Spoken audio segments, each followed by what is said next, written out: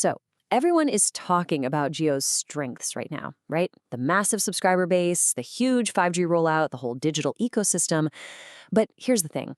Almost nobody has actually read the hundreds of pages of the draft red herring prospectus, where the company itself explicitly tells you exactly what could go wrong. Today, we're putting on our equity research analyst hats to look right past all the IPO hype and dig directly into the DRHP risk factors. Because honestly, the biggest insights in an IPO are almost always hidden right here in the fine print, not in the glossy marketing brochures. We're going to uncover the rare, deeply hidden, and honestly counterintuitive risks that could fundamentally change how you look at this business. Okay, let's just kick things off with an absolute bombshell. Most retail investors just assume a company's brand is its strongest, most protected asset, right? Well, on page 31 of the DRHP, the company makes this startling admission. They say, "We do not control the use of the Jio trademark by other companies in the Reliance Group." Just think about the business impact of that for a second. Jio doesn't even own its most valuable asset, its own brand. It's literally licensed from the promoter. And this just brilliantly illustrates the massive gap between public perception and the legal reality. The public views this company as the standalone, independent tech juggernaut that's just ready to dominate the market. But the reality in the DRHP paints a picture of deep, structural dependencies on the broader Reliance Group. Basically, if you're investing in this IPO, you aren't just taking on the risks of a telecom company, you're taking on the collateral risks of an entire conglomerate, but without necessarily getting the upside of all those other businesses. So it begs the question, what else is Jio actually hiding in its risk factors? As a financial storyteller, I can tell you for sure that the real narrative isn't about their current success, it's about their vulnerabilities. Over the next few minutes, we're going to systematically break down these hidden structural threats. We're talking severe brand entanglement, single distributor choke points, existential technology obsolescence, and a massive debt dilemma. All right, section 1, the brand and distribution trap. I want you to notice this massive hidden number. 77.08%. When you think about how a telecom giant acquires customers, you probably picture this independent, sprawling retail network. But page 387 of the DRHP reveals something completely different. Over 77% of their consolidated prepaid revenue relies entirely on Reliance Retail acting as the sole distributor under a master distribution agreement. Why does this matter? Well, because concentration risk is the enemy of stability. If anything at all disrupts that agreement, or if Reliance Retail just decides to shift its strategic priorities, Jio's core cash flow takes an immediate, devastating hit. You're essentially betting on the operational flawlessness of a completely separate company just to secure your primary revenue stream. And honestly, the trap gets even deeper. Page 31 reveals some pretty alarming admissions about their brand equity. Because entities like JioMart, JioFinance, and JioHotstar all share the name, the company explicitly warns that a scandal, a data breach, or just an operational failure in an entirely different company could destroy their reputation. As an investor, you have absolutely zero control over JioFinance. Yet a misstep over there could cause massive reputational damage to the stock you actually own. Wild, right? Moving right along to section 2, tech, AI, and satellites. Let's talk about unlicensed band radio, or UBR. This is the technology currently powering their highly touted Jio Air Fiber services. On page 36, they note a massive, deeply hidden regulatory risk here. UBR currently operates in an unlicensed spectrum, which means it's basically free from heavy government spectrum fees.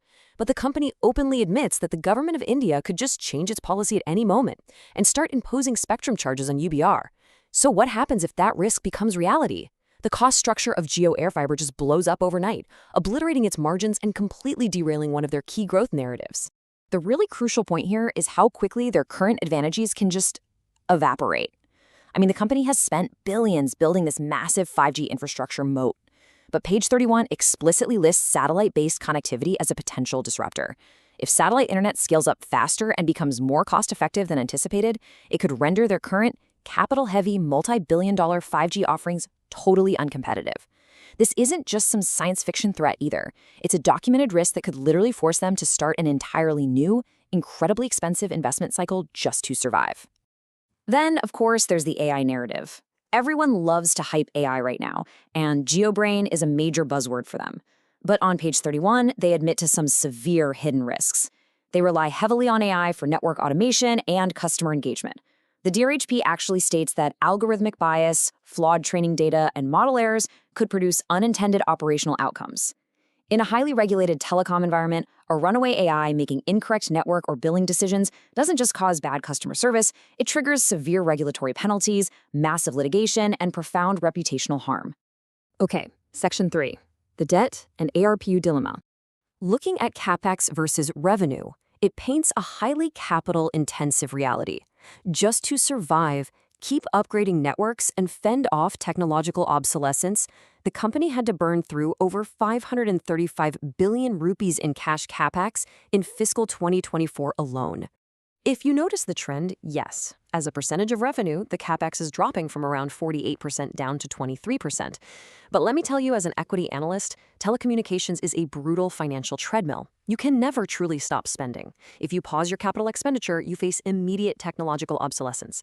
And funding this endless treadmill requires a mountain of debt, which brings us to their absolute biggest operational headache: the ARPU dilemma. To service all that massive debt and fund the CapEx, they absolutely have to increase average revenue per user, or ARPU. And the only real way to do that is through tariff hikes. But page 39 outlines a pretty brutal reality. Raising prices directly and immediately triggers customer churn. The Indian market is incredibly price sensitive. When they raised tariffs recently, they admitted it directly led to higher churn and migration to lower value plans. It's a total catch-22. You need higher prices to survive financially, but higher prices kill the user growth story that the market loves so much. Section 4. The underrated thrusts. Let's rapid fire through these, because honestly, they're fascinating. First, page 40 notes that net neutrality laws could completely block them from offering differentiated premium 5G services, which severely limits how they can monetize their network. Second, and this is shocking, page 51 reveals that other entities within the Reliance Group actually own 16.74 million broadband and cable subscribers. That literally means the company is facing direct internal competition for fixed broadband from its own sister companies. Third, they plan to expand internationally, but explicitly admit a complete lack of operating experience outside of India. And finally, extreme weather and climate change are actively threatening to destroy their passive infrastructure, like towers and fiber optics, which means constant, totally unpredictable repair costs.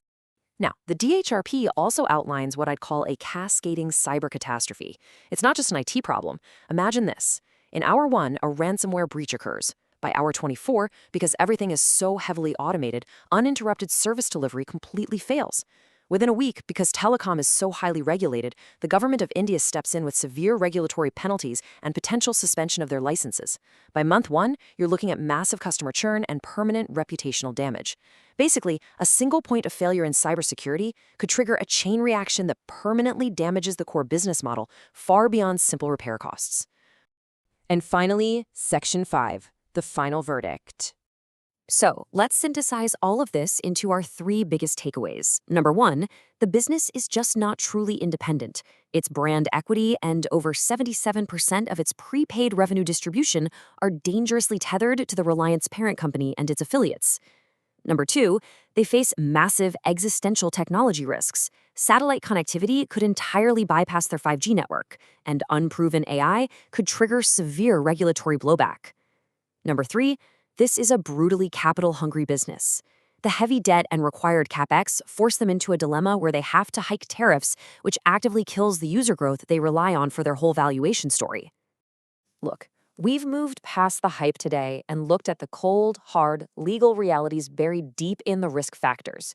We've seen the dependencies, the technological headwinds, and the structural financial dilemmas that most people are completely ignoring. So I have to leave you with this final thought. After reading these hidden, counterintuitive risks directly from the company itself, would you still invest at any valuation?